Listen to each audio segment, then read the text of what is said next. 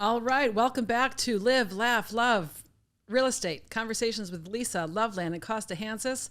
Today we have Matt Lionetti on, and he is a realtor in Toronto, and he is number one hilarious and has brought a whole different, really, really authentic approach to how he is marketing his business. And we wanted to bring him on because, as you all know, Costa and I like to do things a little bit differently too. And one of the reasons we started this podcast was so that people could get to know who we were authentically before they choose to work with us. And Matt shares very similar beliefs, and he was gracious enough to take some time to jump on our podcast. And so Matt, welcome again. Thank you for taking the time. And we look forward to having this conversation for the next 30 to 50 minutes. Yes. Thank you so much for having me. I'm excited. All right. I love my fellow Bostonians. I'm a massive Boston Bruins fan.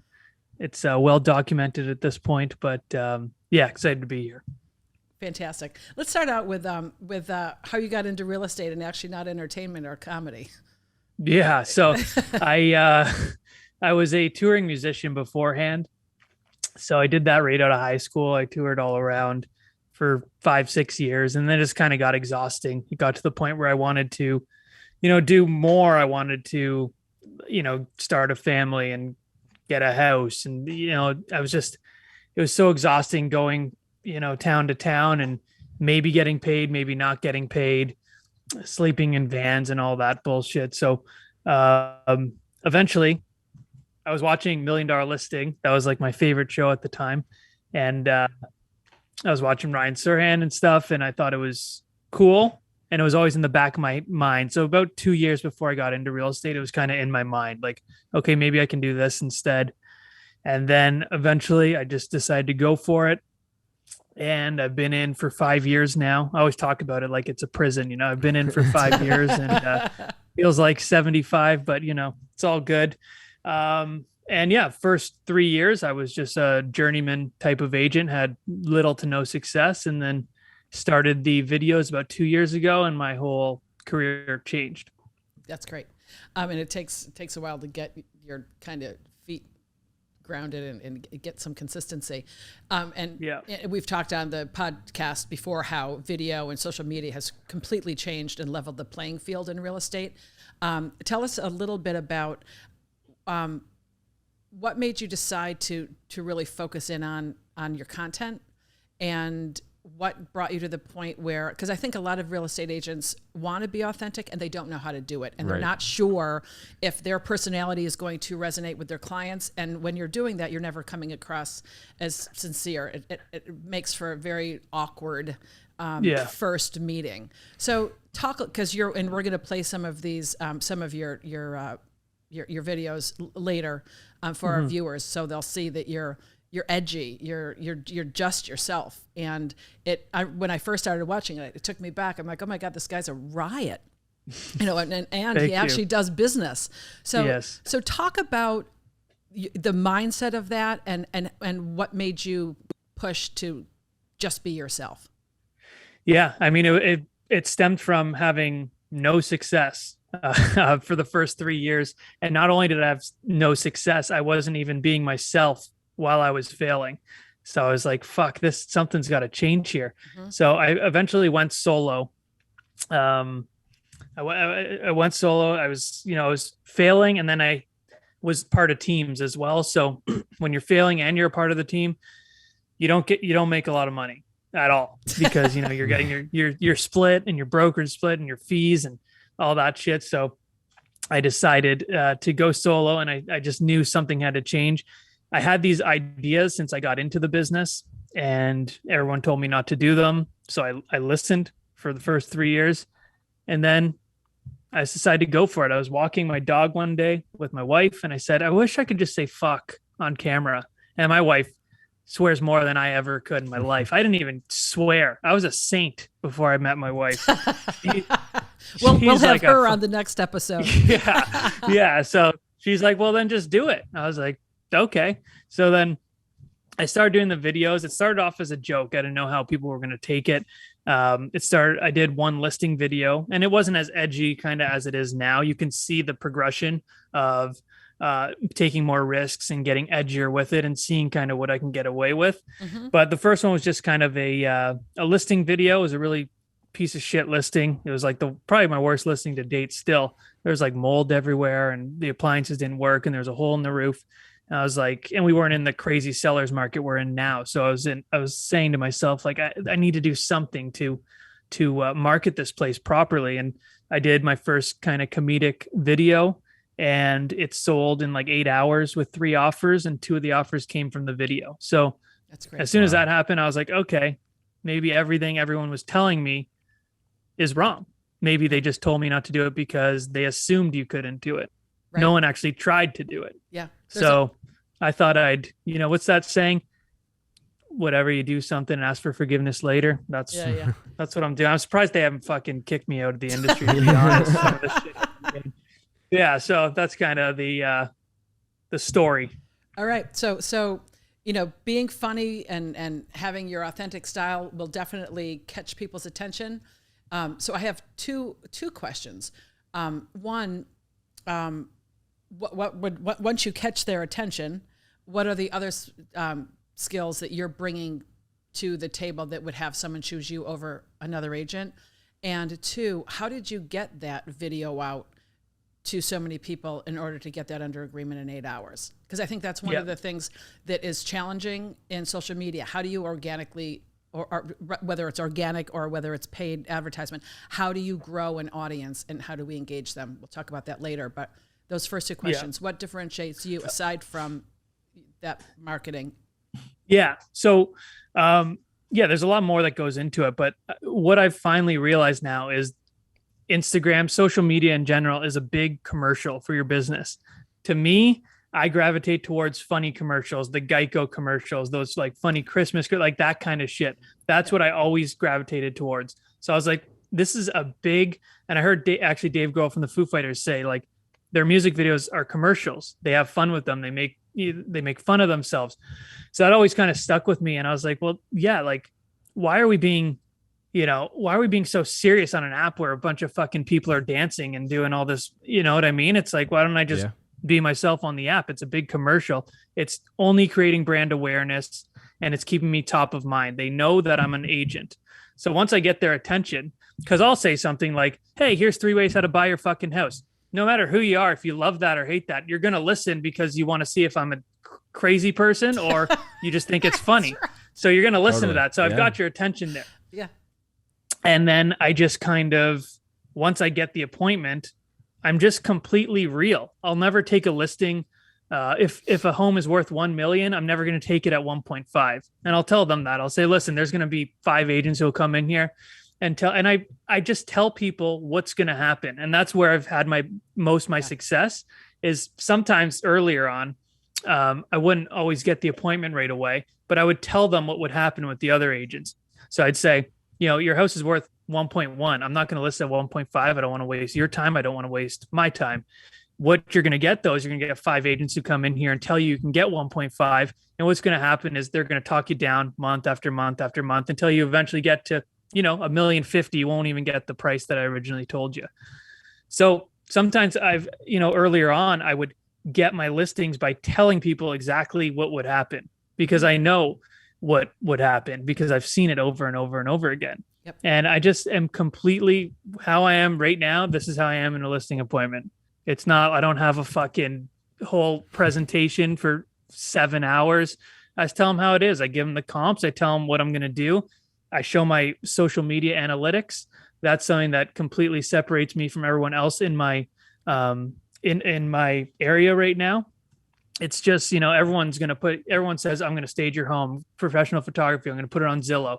But the extra ingredient that I have is, well, I have 35,000 followers that as soon as I leave here, I'm going to post a coming soon to all my followers. Right. That's something not everyone else can say. Yep. So I use that to my advantage. And that's why I think partially why social media is such a huge thing to kind of get on. And because it's social credibility and you can finally kind of separate yourself from the pack because we have thousands and thousands and thousands of agents here and you need to stand out somehow. They were like ants on a sugar cube. Yeah. So yeah, Pretty how did you grow that to 35,000 followers? You can have followers, but you've got a huge engagement as well. Yeah. Yeah. That's the bigger thing, is the engagement. You can have, 100,000 followers. If you have no engagement, it's worthless. That's right. I always say if you have 2,000 followers and tons of engagement, that's amazing too. I grew it as soon as I niched down, everything grew for me. And that's what I think a lot of people have to do. They have to niche down. If you do something like everyone else, you're going to get the result of everyone else. You're going to blend in like everyone else. So I niched down to a point where some people hate it and will never, ever work with me. But then some people love it even more because these people over here hate it. Right. So, and those are the people I like to work with. I was chasing people way too much at the beginning of my career who would probably never work with me in the first place. That's so true. Yeah, I niched down and I got picked up by some bigger meme accounts. Like I'm partners with the Broke Agent now, but before I wasn't, and he kind of saw my stuff early on, and I got some shout outs from him and stuff like that. And just organically, kind of word of mouth, my videos get kind of thousands of shares every post. So that really helps. Yep. That kind of engagement's great. I get a lot of comments. I comment back to the comments just to tell them thank you, thanks for watching, whatever. And people are tend to, engage more when they know they're going to get something back from you, even if it's a smiley face or a thank you. Like, take that time. When I post a video, it's like in my schedule that day. I have my notifications on. I know when I post a video, I have to dedicate a certain amount of time to responding. Like I would respond to a text message. I have to respond to those comments because that's going to grow your account. Right. Are there certain times of day or certain days of the week that you find you get the most attention, reactions, views? I was not really, to be honest. I mean, it's a bit of a shit show now. You never know. Sometimes I'll post something and like the engagement will just be awful. Cause it's not, it's 11 here right now, but it's 8:00 in LA. So, it's kind of depends where people are in the world. Right. So I guess if you're niching down into your specific market, yeah, maybe, 10 a.m., lunchtime, 12, 3, that kind of thing would work. But it's all trial. The whole thing is trial and error. The content's trial and error. The posting time's trial and error. You have to figure out, like, from a content point of view, like, you can post a video that crushes. The next week, you can post another video that doesn't crush. People always stop at that video that doesn't crush. But that's amazing, because that's how you figure out, okay, this video crushed, this one didn't. Why did this one do so well? Yeah. And then you tailor it, and you tailor that your content to your audience, and then you get a great finished product to the point where you kind of know what your audience wants to see, and that's how you get the engagement, and that's how you get the word of mouth spread and the organic growth. How did you kind of learn the algorithms of IG? Probably the Broke Agent. I hate giving him compliments, but he's like the biggest, real estate meme platform. And now he's like an entire brand. He's essentially what we're trying to build with the Broke Agent, is like the Barstool Sports of real estate. And that's what we're doing. But he is incredibly smart with all that stuff. So I've got a lot of pointers from him. He's got some free ebooks actually that everyone can download that I would recommend, because earlier on when I wasn't partnered with him, I used his ebooks at first, and he always updates, and because it's changing all the time. Yeah. So, but to grow right now, post reels. That's the number one thing I would say. Post reels and post vertical video. Don't post as much horizontal video. Okay. And why is that? I like to look Costa at it knows like all this stuff. This is, and now I'm having a private conversation with you. No, yeah. Well, I'm just saying, like, to me, vertical video takes up more space on the feed. So the way I'm looking at it is like, when I buy ad space in a magazine, I want the biggest space possible. Right. And that's what vertical video does for you. It takes up pretty much your whole screen, so people can't see anything else but your video. So if you catch them in the first 3 seconds, you got that full space of video, and then they watch it. That's why TikTok's so successful. you turn on the app and the fucking thing goes, why I can't get off it once I turn it on. It's like, it starts right away and it's like all on the screen. And, that's why, so yeah, vertical video. Horizontal, it just isn't working as well as it used to, in my opinion. Interesting. I just find, just taking this all in, like I know we met at a real move summit. I think that's what the full name is too. And just listening to your speech was just, I went through the same process on my own of like, I used to, when I first got started in real estate, I also used to do like YouTube vlogs that were unrelated to real estate, but kind of into real estate. And about a couple months into it, I got the feeling as though, because I was, as a new agent, I was just posting these YouTube videos unrelated. I felt as though maybe these videos are affecting my brand because I'm not getting a ton of business. People are seeing these and being like, oh, why is this kid posting YouTube videos about what he's doing in the day? You should be posting real estate stuff. And they posting that he's super busy. And I stopped making the videos because I was like, this is affecting my business. And what happened was really no correlation between the two until a little later, the business started picking up. And then I kind of forgot about doing the YouTube videos. But when you were giving that speech there and you were talking about how when you first started, you kind of went through the same thing of thinking, what it's going to affect my brand. But then you were like, wait, I have no brand. I'm a new agent. Like, what is the difference if I post this, or what is the difference if I don't? And I just found that by you doing that and sharing that kind of relieves some stress off me. And I think a lot of other people will understand that. For if you have a talent or somewhere else or a passion somewhere else, but your job somewhere, a different profession, like don't be afraid to show that, because at the end of the day with real estate, I think people don't really care too much about the real estate. They care about you and like what you have to portray. And in today's social media era, attention is everything. And you have the people's attention no matter what you do as a business. People probably come to you and they don't even care. Like they don't ask you how many sales you have to. They just go to you because like they see you on Instagram and they just really like you. And they relate. Yeah. The real estate is always going to be a relationship business. So we have to be able to relate. And what social media, I think, has done is just level that playing field. We can get out there and actually tell people who we are, show people who we are. Nobody cares if we sold 100 houses. They only care for how we're going to sell theirs and if they feel comfortable trusting us with that process. Yeah, exactly. And that's exactly what I've found out. People are being, and what I said in the speech is, I was being so precious about a brand that I didn't have. And that's what I find so many agents are doing.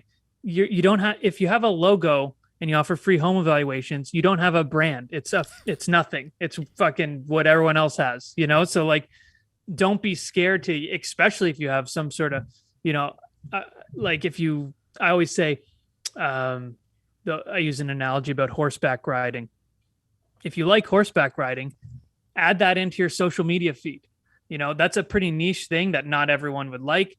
But, if the three of us went into a listing appointment to 2 horseback riders, and then there was a 4th agent who was a horseback rider as well, I'd say 99% of the time that horseback rider is probably going to get the listing because they're going to relate with each other. Doesn't matter how many sales the 3 of us have.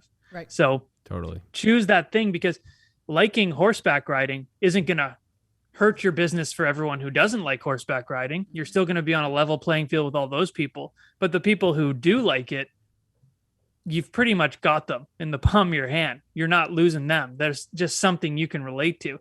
And that's why, like, I wear a ton of I've had listing appointments from wearing a Ramon shirt. It's just, I think your business can come from. Yeah. I wore it at the summit. Yeah. I fucking love that shirt with a suit. So you never know where business can stem from. It doesn't have to be real estate all the time. Most of the time, I don't even talk about real estate. My videos are just making fun of things in real estate. So, like that Ramones thing, someone commented, said, "Oh, I love your Ramones shirt." That was it. And now it's up to us. That's a lead in my mind. Someone DMs me, that's a lead. You're absolutely now, right. like anything else, we have to nurture that lead, follow up. Yep. So now I know I have one thing that they like, the Ramones. So now next week when I see a Ramones video on Instagram, I tag them in it or I send it to them. Oh, hey, this is a sick video. Strike up another conversation. And then eventually we build a relationship. We build a friendship. And then, 3-4 months down the road, oh, we're thinking of selling. Can you come over?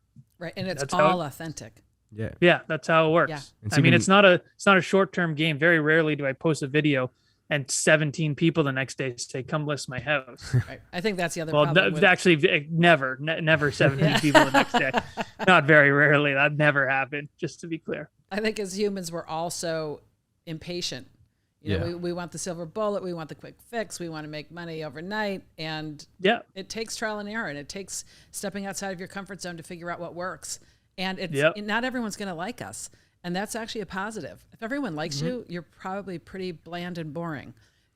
If you're really doing something and making a statement or an indent in your industry or in your neighborhood or life, people are going to have some strong opinions about you. Yeah. And that's, for sure. That's actually what we want. Totally. Absolutely. Yep. I 100% agree. You need people to, what I thought, like when I started doing this is, because I said this on the speech too. I said, like, everyone tells me my videos are funny, but they're not valuable. And I always say, well, I think, I make people laugh. People comment, they DM me, say, you made my day. I was having such a shitty day, and you turned it around. You put a smile on my face. I'd argue that's the most value you could bring somebody. So, value's more than market updates and statistics. That's easy to get now. And if that's the route you want to go, that's fine. That's just not the route that I took.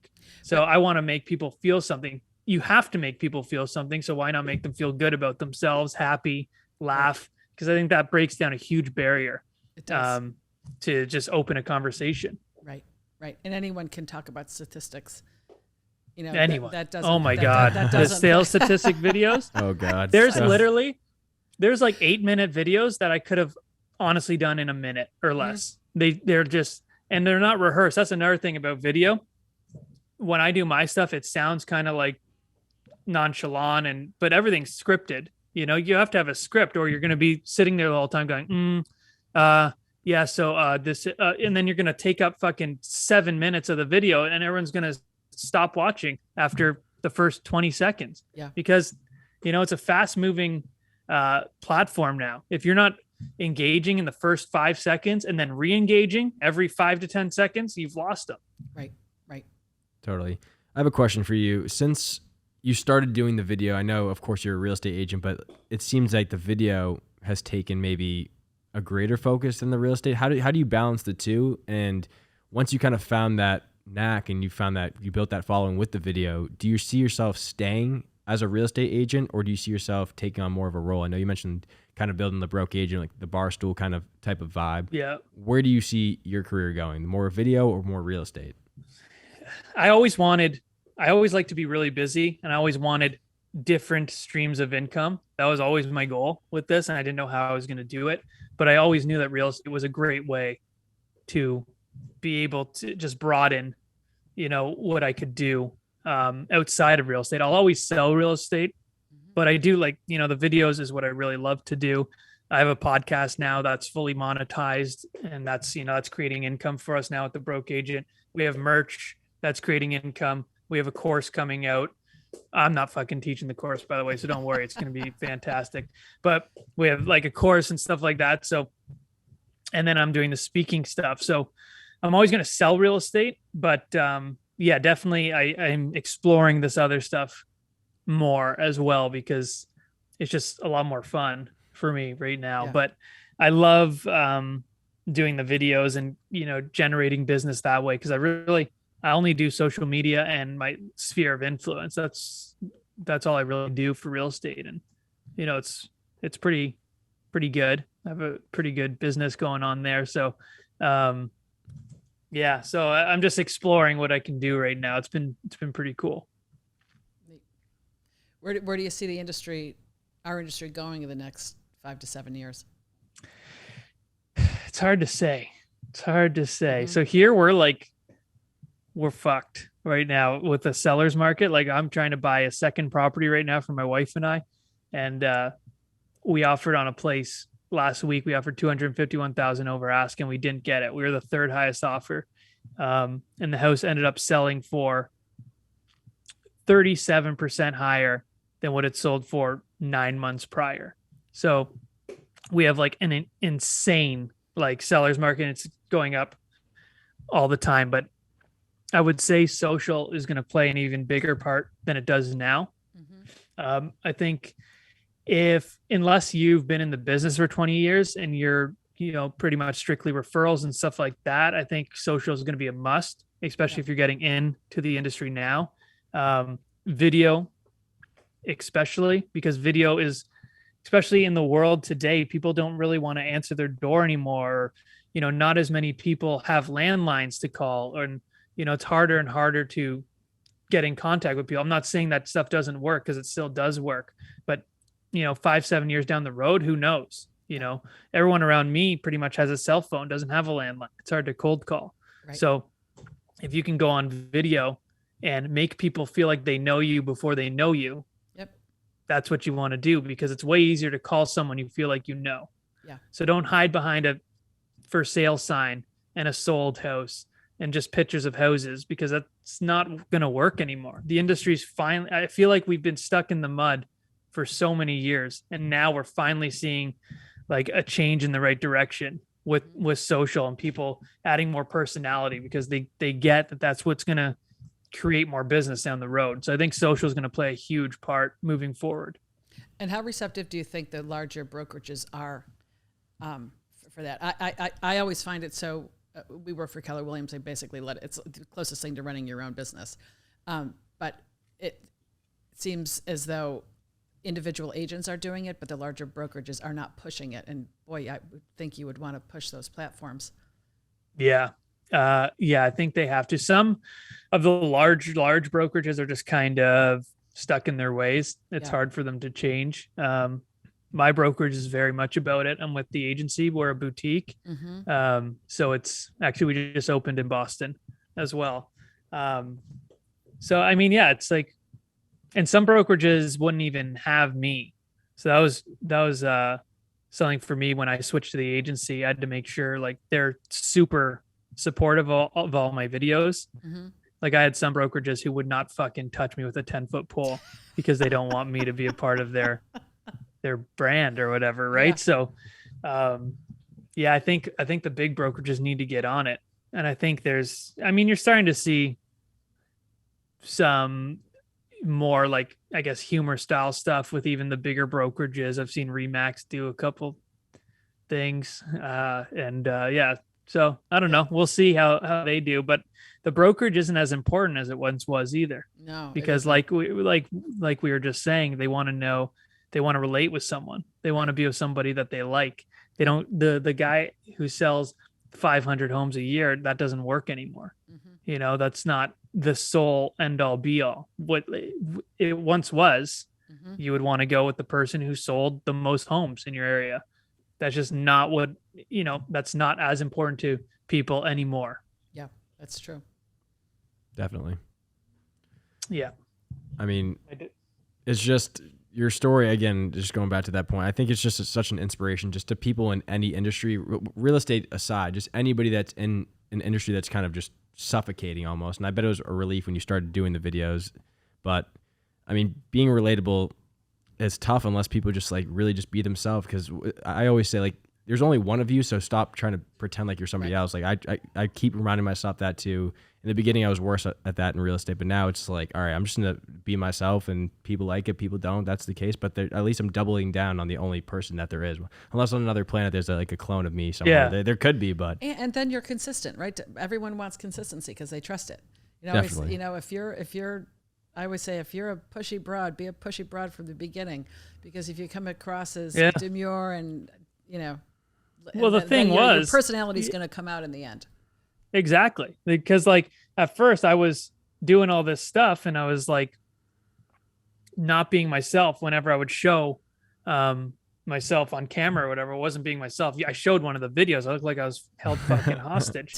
And so, and then I found I would have to go and be some random person when when I was going on appointments and stuff like that. And I didn't want to do that anymore.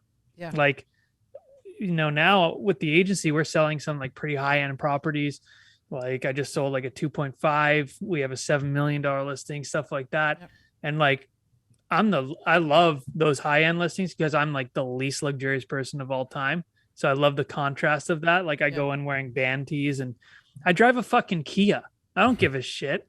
Everyone's all you need, like this nice ass car.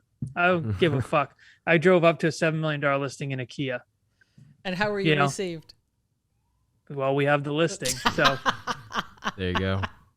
I That's sold, great. and not only that, you can, when you have a listing, you've sold, you can park the listing, you can park the car down the road. The listing will never see it. It's the buyers. That's what one of my most proud moments, the 2.5 million. Yeah. I drove those motherfuckers around for 3 months in my Kia with no fucking, I had my snow tires on all summer. I don't give a fuck. And we closed that deal and they love me. And, you know, to me, that shit doesn't, I mean, I do have to get a new car because I feel like the wheels are going to fall off pretty soon. It's getting really bad, but like that doesn't, to me, does not show any like form of success. Yeah. Anyone can lease a nice car if they That's want. right. That's Like right. it's just, Totally. to me, I'm trying to buy a second property. I'm trying to do different things and it's just not important to me right now. Yeah. Very rarely do you drive clients around anyways. So yeah, don't let people fool you. Yeah. You drive what you drive and you own it. That's right. Well, this is fantastic. Again, thank you, Matt, for being on, and keep doing those hilarious videos and keep being authentically you, because it's awesome. Thank you. Thank you so much. Right. I really appreciate you having me on. I'm excited to come back to Boston. I'm going to come see a Bruins game. All right. So Let's maybe go. we'll meet up. Yeah, that would be fantastic. We Sounds absolutely good. should do that. Yeah, for sure. All right. Thanks, my friend. Awesome. Take care. Thanks so much. Thank you. You too. Bye-bye.